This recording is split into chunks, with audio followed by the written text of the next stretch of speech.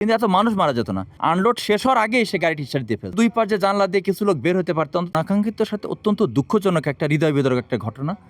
এই জাতীয় ঘটনা তো কালে ভদ্রে খুব কমই ঘটে, কিন্তু আজকে যেটা ঘটছে আমি মনে করি গাড়ি চালক কে চালাচ্ছে জানি না, ড্রাইভার না হেল্পার, গাড়ি চালকের একেবারে খামখেয়ালিপনার কারণে এই এতগুলো মানুষের প্রাণ ঝরে গেল। এটা খুবই মর্মান্তিক। দেখেন, সে কিন্তু যে পাশে ফেরি আনলোড হচ্ছে, নিয়মটা হচ্ছে ফেরি আনলোড শেষ হবে, গাড়ি যাবে। কিন্তু এই লোকাল ডিস্ট্রিক্টের 2-3টা কোম্পানি আছে যারা কোনো নিয়মকানুন মানতে চায় না। বিআইডব্লিউটিসির লোকজন নিরস্ত্র, তারা তো কাউকে আঘাত করতে পারে না, তাদের কথা এরা মানতে চায় না, বেপরোয়া গাড়ি চালায়। এক ঘাটে না ফেলে আর তার আমাদের এখানে একটা 0 পয়েন্ট জায়গা আছে যেখানে সব গাড়ি থামতে হয়, তারপরে গাড়ি যে কটা সিগন্যাল দেয় সেই কটা চলে যায়, কিন্তু ওরা কেউ মানতে চায় না। এই 2-3টা পরিবহন, রাবেয়া, সৌহার্দ্য, তারপরে জামান বা এই টাইপেরগুলো আছে, এই ঝামেলাগুলো এই গাড়িগুলোর ক্ষেত্রে বেশিরভাগ হয়ে থাকে।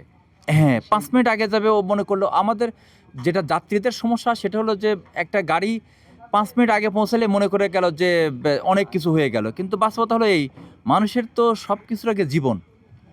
আপনার 5 মিনিট পরে গেলাম কিন্তু আমি নিয়ম শৃঙ্খলা মানে গেলাম, আমার লাইফটা তো সেভ হলো। কিন্তু আমরা এই গাড়িটা আমরা অধৈর্য হয়ে যখন একটু গাড়ি 5 মিনিট স্লো চালাবে, সে কিন্তু ড্রাইভারকে বকাবকি করবে, অনেক কিছু বলবে। ড্রাইভাররাও তখন তার রেপুটেশন ধরে রাখার জন্য সে তার স্পিডে চালাবে। ফলে এই অতিরিক্ত গতির কারণে যে আজকে যে গাড়িটা অ্যাক্সিডেন্ট হয়েছে তার কিন্তু আমি পিছনে গাড়ির ড্রাইভারের সাথে কথা বলছি, সোহার্দের সাথে কথা বলছি, তার গাড়িতে স্টার্ট দেওয়ার পরে হাওয়া না ওঠার আগেই সে যোগান সরায় ফেলছে এবং গাড়িটা নিচের দিকে নামে গেছে। আবার সে যদি গাড়িটা ডানে কাটতো তাহলে কিন্তু আমাদের এই যে মাস্তুলের সঙ্গে লম্বা মাস্তুলের সঙ্গে গাড়িটা অ্যাক্সিডেন্ট হতে পারতো, কিন্তু এত মানুষ মারা যেত না। আর গাড়ির যদি কি স্লো থাকতো তাহলে কিন্তু গাড়িটা হয়তো বা সরাসরি সোজা লাফ দিয়ে পড়তে পারতো, কিন্তু গাড়িটা গোতাকে কাত হয়ে উল্টা হয়ে পড়ছে, তার মানে এতগুলো প্রাণ গেছে। সোজা পড়লেও দুই পাশ যে জানলা দিয়ে কিছু লোক বের হতে পারতো, অন্তত জীবন প্রাণহানি আরও অনেক কম হতো। 100% একেবারে খাঁটি কথা। প্রকৃত ড্রাইভার হলে জীবনেও এই গাড়ি এইভাবে লাফ দিয়ে ওই উল্টা ওই পাশে যেতে পারে না। অন্তত একটু ডান দিকে ইশারিটা কাটলেই কিন্তু মাস্তুলের সঙ্গে বা ফেরির সঙ্গে গোতা লাগতো, গাড়িটা থেমে যেত। থেমে গেলে হয়তো সামনে কিছু লোক আহত হতো, কিন্তু এত মানুষ মারা যেত না। কতজন লাশ এ পর্যন্ত উদ্ধার হয়েছে? আমরা এ পর্যন্ত 19 জনের কথা শুনেছি আর কি।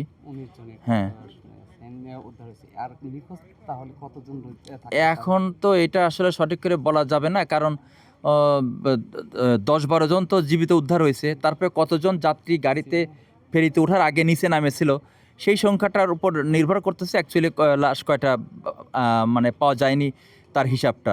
না, সে ফেরি আনলোড হচ্ছিল, ওই গাড়িটা এই ফেরি আনলোড হওয়ার পরে ওই গাড়িটা ওঠার কথা ছিল, কিন্তু দেখা যাচ্ছে যে ফেরি আনলোড শেষ হওয়ার আগেই সে গাড়িটি স্টার্ট দিয়ে ফেলছে। এই ব্যাপারে কোনো তদন্ত কমিটি করা হয়েছে? হ্যাঁ, তদন্ত কমিটি করা হয়েছে। অতিরিক্ত জেলা ম্যাজিস্ট্রেটকে আহ্বায়ক করে, আমাদের এখানকার অফিসারকে সদস্য করে এবং উপজেলা নির্বাহী কর্মকর্তাকে সদস্য সচিব করে 5 সদস্যের একটা তদন্ত কমিটি করা হয়েছে। কয়দিনকার সময় দেওয়া হয়েছে?